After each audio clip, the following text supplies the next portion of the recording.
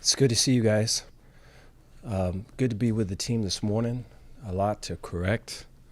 A fair amount of work was put in, since the game to get all those things right. And I felt this morning was really good just to see the focus and determination and everything from the guys. Thought we had a good meeting and workout, and excited for this next week. To have these guys on the schedule for a while and to know they're coming up. So much respect for Air Force and just their attack and everything it takes to stop them or slow them down. And, they're a younger team, but still so difficult to defend. And you could see them get better and better. And so we're excited about the challenge, excited offensively to get all the gears going and the speed and the miles per hour ramped up. And so we're seeing this next game as an opportunity to play our best. Take any questions you guys got. Dave, Daquan and the offense been a little erratic, up and down. I mean, some good, some bad. How do you get to that more consistent place you want to be? I think that early in the game, I think it was too big for really everybody. I think I was at fault for that. I think I made it probably more about other things than just the opponent right in front of you.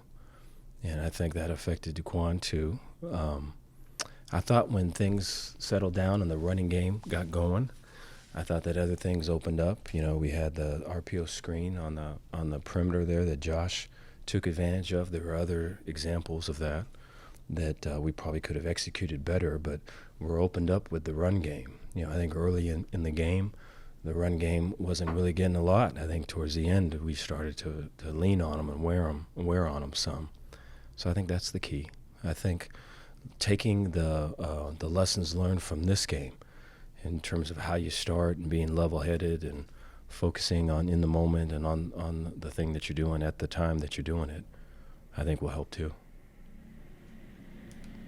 How big was Palmer to kind of boom some punts down there and put Utah on the other, And he's been like that for 2 years. Yeah, it's crazy. Yeah, the practice is like that continually. I know for me, I stand behind him. So whenever he punts, I know that I have to run the full distance, because we flip the field every time he punts like that. And so everyone expects that, and he expects that of himself, most importantly. And for him to do it in pressure moments and when we really needed it most was really cool to see. I think that's something that our team can take heed of, and our team needs to do that, is make those plays when it matters most. Maybe it was because of the run game struggles early on, but was there room to take more downfield shots early in the game? Or? I thought that the zero pressures were pretty early on, and so I think we had to loosen them up with some of the perimeter stuff, which we really struggled to hit. I think that's an execution thing that we have to be way better at. I think first play of the game is an example, And then I thought the run game was able to loosen them up in terms of they're playing with just a second level and not a third level. If something were to hit, it's going. And so I think that enabled us to be able to take more shots once the run game started. I don't remember seeing much of Carl Williams or Cooper Lands out there on defense. Were those coaching decisions or injury related? It's injury. Cooper's got an ankle, and then we're working through with Carl with a knee sprain that I feel will be ready to go for this next game.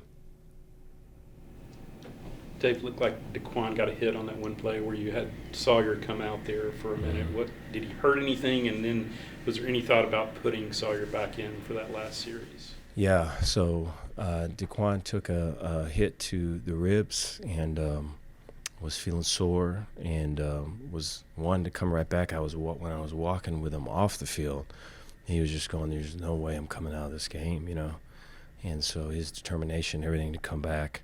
I think the whole team saw that and was able to kind of get a bump and everything off of that.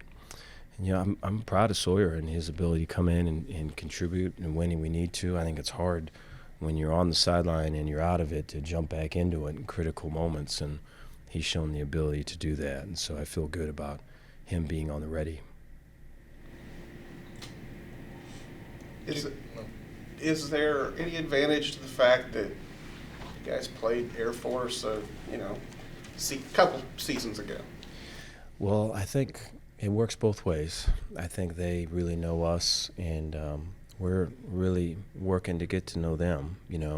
I think that their system is one to where you got to pick which rabbit hole you want to go down, because all the answers are built into it. And so the more that you can have a really defined structure and know, a lot of it is, well, it's if this, then it's that.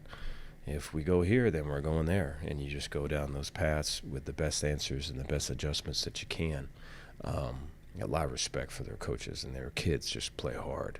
And it is going to be a test for our ability to be accountable and ability to be dependable and to be where you need to be. I think for all of the positives, or of the few positives so far with us, some of it's been on defense, but these people are going to test us because they're really going to force us to be where we need to be. There's certain keys in facing that kind of attack. Discipline. Yeah, I think, first you have to learn your job. You have to learn kind of the gaps you need to play, and the alignments and the assignments. But then there does become for them, this player's lined up here. This means this play. This player's lined a little bit more off the ball. This means it's going to be that play. And so I think that kind of comes second when you first learn your stuff. And then you can kind of learn their stuff, because it is a whole new language that we're learning. Now, we've been able to work on it for quite some time because we know this game's coming up, and so I think that's been an advantage to us. Is the 40 runs to 20 passes, is that the right ratio, or do you want to be more even? Were you happy with that in the Utah game offensively? I thought that all the runs were to try to be able to get some efficient runs, and I thought like we were able to do that. And I thought that the O-line, the longer it went, the better that they got. And I think that we do have a physical group. I think that the more they play together and that the more that they work through things, I think the better they'll be. I think, we're looking forward to getting Bryson Washington back. I think he will help us in the running back room. I think he, during spring and fall, was really one of our top performers, and I think he'll add to the depth that we already have there. And so this offense starts with running the ball, and I think from there, with the splits and everything else, the overhangs have to be pulled in. We have the screen game. The safeties have to come down. We have the shot game. And so it starts with really getting the run game going. Is Bryson close then? Yes. Saraki got some run at left tackle. Can you just talk about the competition at left tackle and how Alvin's responding? Yeah, we have to play better there. I think that's an area that we have all the ability to play better there. And I think that should be an area of strength for us. I still believe that it can be. And I think Alvin's working through, his handicaps right now, and I believe that he's going to prevail in that. And then, we're able to give him really good competition, and Saraki's continuing to improve. And so I think all the more better for us when that type of competition pushes each other. Coach, last week I was asking you about adjustments between the opening game and game 2. Now between game 2 and game 3, being 1-1, are you? I know you may not be where you want to be, but did this kind of setback put you back at all, or is it just pretty much no? We're pretty much on track going to game 3.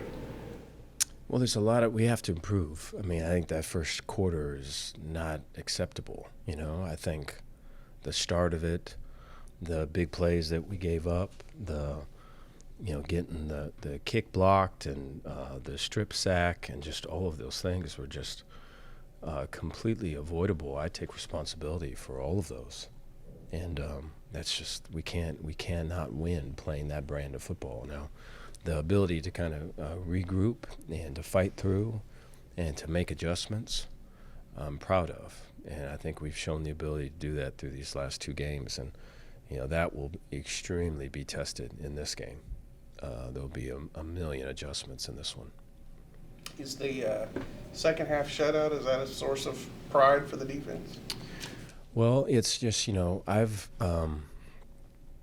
I can see where the start of that game, if we're a fan, we go, here we go again. And then we would go something like, well, this is going to end like maybe how some of the games last year ended. And so, for it to not be that, I don't think is necessarily an achievement, but is a step in the right direction. And I think that, when I would be with them before they took the field, I could see in all of their eyes that we're going to stop them, that they're not going to get anything. I could see it, And so that might be the greatest achievement is that they're believing and they're fighting and they're hunting. And so we got some more hunting to do. Dave, did the depth show on defense with some of those guys you had missing? Because I know one of the things you had said last week was you want to see that gap between the ones and twos narrow. Did you see a little bit of that this week? Well, the depth, I think, came up in the very, very last drive for us. That was the drive where I think we had a big third down. They converted, and then we had some runs pop. They really hadn't popped since the first quarter, And so we had a time. There was a timeout in there, and we had a couple guys. We had to get Matt Jones was on his knees. We had to get him up. We had some other guys that almost passed out just on the grass, trying to finish the game, And so I think if we would have had a little bit more depth there, then we probably wouldn't be in that situation. And so I think that's still a work in progress for us right now. What's the challenge going into a game when you know you're going to have fewer snaps offensively? Mm-hmm.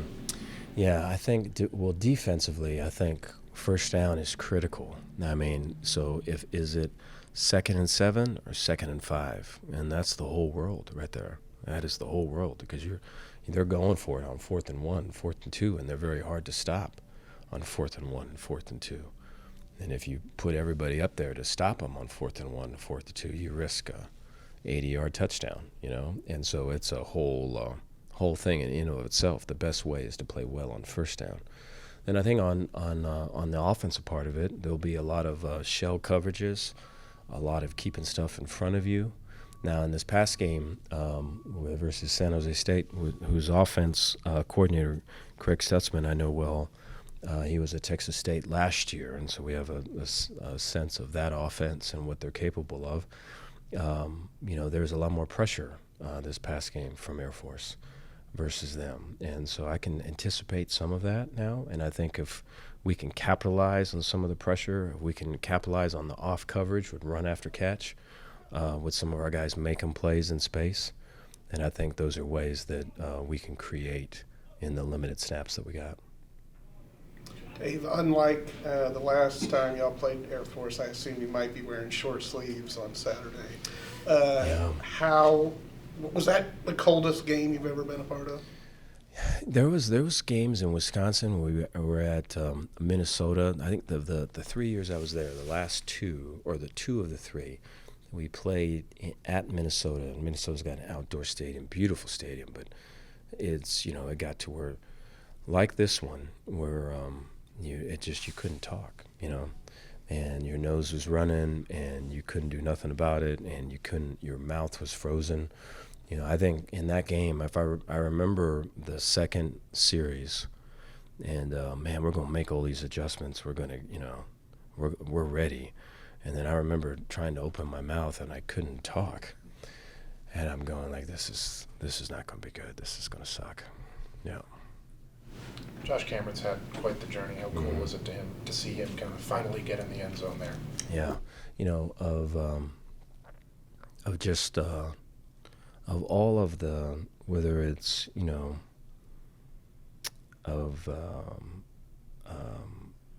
whether it's going to class, whether it's how much am I getting paid, how much is he getting paid, how much money is everyone's making.